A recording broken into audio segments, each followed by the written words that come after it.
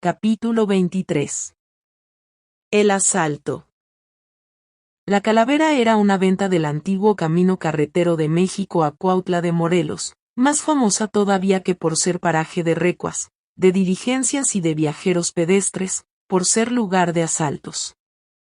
En efecto, no en la venta propiamente, pero sí un poco más acá o un poco más allá, siempre había un asalto por aquella época.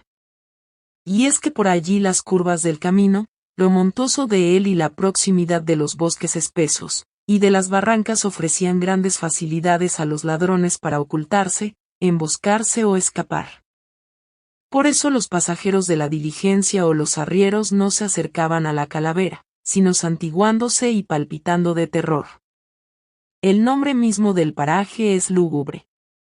Probablemente allí había habido, en los antiguos tiempos, una calavera clavada en los árboles del camino y que pertenecía a algún famoso bandido ajusticiado por las partidas de acordada en la época colonial. O tal vez había habido muchos cráneos de ladrones, y el vulgo, como tiene de costumbre en México, había singularizado el nombre para hacerlo más breve. El caso es que el lugar es siniestro en demasía, y que no se veía antiguamente el caserón oscuro, ruinoso y triste de la venta sin un sentimiento de disgusto y de terror. Allí, pues, una tarde de otoño, ya declinando el sol, y 3 meses después de haberse verificado los sucesos que acabamos de referir, se hallaba delante de la venta una fuerza de caballería formada, y compuesta como de 40 hombres.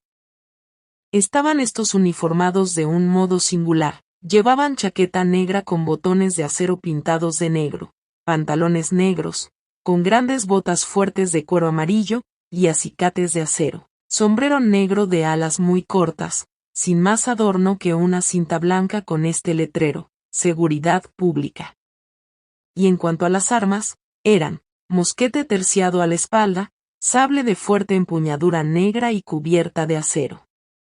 Cada soldado llevaba una canana llena de cartuchos en la cintura. Los caballos magníficos, casi todos de color oscuro, las sillas y todo el equipo de una extrema sencillez y sin ningún adorno. Los ponchos negros atados en la grupa.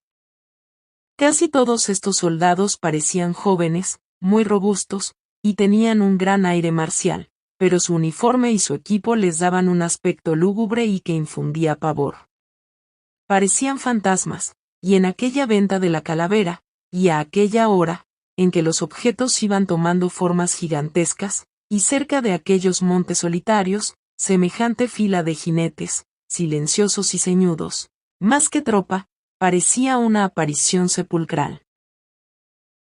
El que seguramente era el jefe se hallaba pie a tierra, teniendo su caballo de la brida, y parecía interrogar el horizonte en que se perdía el camino, en espera seguramente de alguno. Estaba vestido del mismo modo que sus soldados, solo que, en lugar de botas, tenía chaparreras de chivo amarillo y se hallaba abrigado con una especie de esclavina oscura. A pocos momentos salió de la venta un sujeto ya de edad y bien vestido, que, dirigiéndose a este jefe le preguntó: ¿No aparecen todavía, don Martín? Nada, ni su luz, respondió este. Así pues, aquel jefe era Martín Sánchez Chagoyán, y aquella era su tropa, uniformada, según los propósitos de su jefe, de color oscuro y sin ningún adorno, por odio a los plateados. También por odio a estos había determinado que los sombreros de sus soldados no tuviesen las faldas anchas, sino al contrario, muy cortas y sin ningún galón.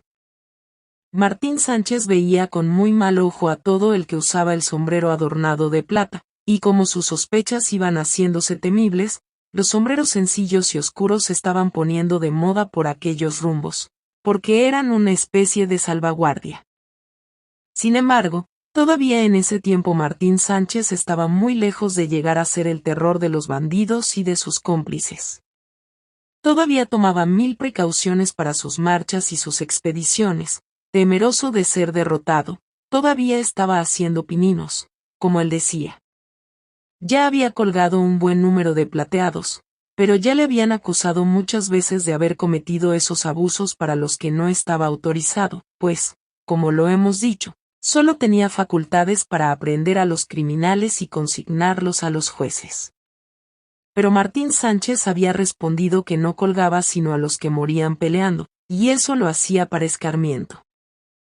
En esto es muy posible que ocultara algo, y que realmente él fusilara a todo bandido que cogía, pero, como se ve, ni había podido desplegar toda su energía ni tenía los elementos necesarios para hacerlo, pues no contaba más que con aquellos 40 hombres y con su resolución.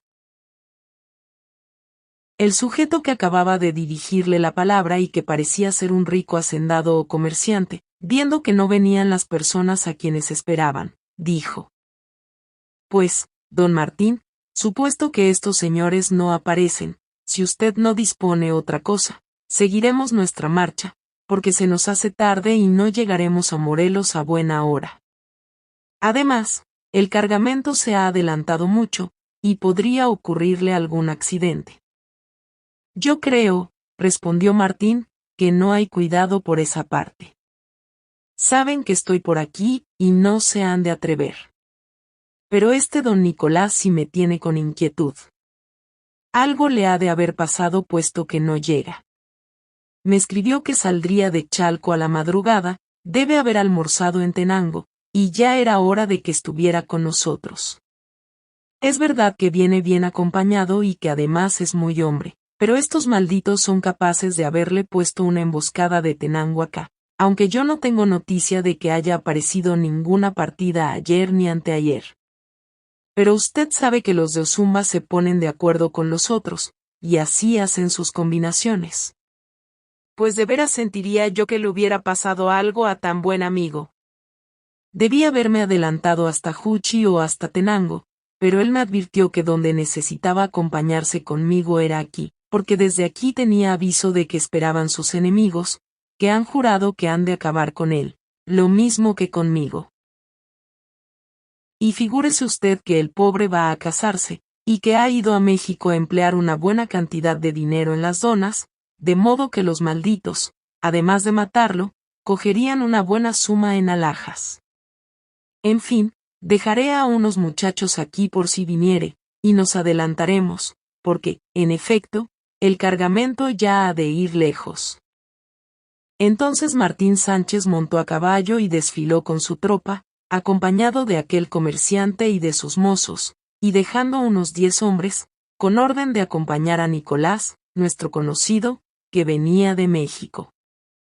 No bien habían caminado casi una media hora, cuando oyeron tiros, y un arriero corría a escape para encontrarlos, gritándoles que los plateados estaban robando el cargamento. Martín, a la cabeza de su fuerza se avanzó a escape, y momentos después caía sobre los bandidos, que lo recibieron con una lluvia de balas y con una gritería insolente, diciéndole que ese era su último día. Los jinetes negros hacían prodigios de valor, lo mismo que su jefe, que se lanzaba a lo más fuerte del combate.